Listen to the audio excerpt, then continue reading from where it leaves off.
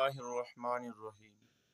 جس شخص پر حج فرض ہے وہ حج کی ادائیگی کر دے، لیکن اگر کسی شخص پر حج فرض ہے اور وہ حج کی فرضیت ادا کرنے سے قاصر ہے، بیماری کی وجہ سے،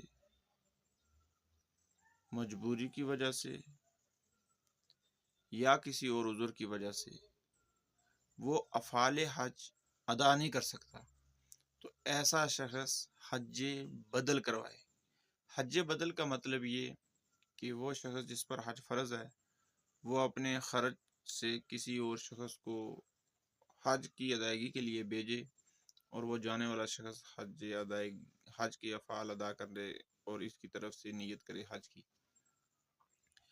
اور اس کے جانے آنے کا خرچ جو نا یہ دے جو حج کی طرف حج کے لیے اس کو بھیج رہا ہے۔ اس کو حج بدل کہتے ہیں۔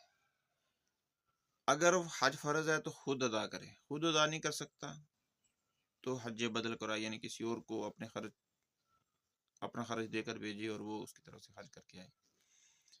اگر یہ شخص کسی شخص کو پاتا ہی نہیں ہے کہ وہ جس کو یہ حج کے لیے بھیجے اور وہ اس کی طرف سے حج کے افعال کر کے آئے، تو ایسے شخص پر لازم ہے کہ وہ وصیت کرے کہ اس کی موجودگی میں اس کی موت کے بعد اس کے مال سے حج بدل کروایا جائے، اور ایسا کرنا اس شخص پر لازم اور ضروری ہے۔ اللہ پاک ہم سب کو حج بیت اللہ بار بار کرنے کی توفیق عطا فرمائے۔ آمین۔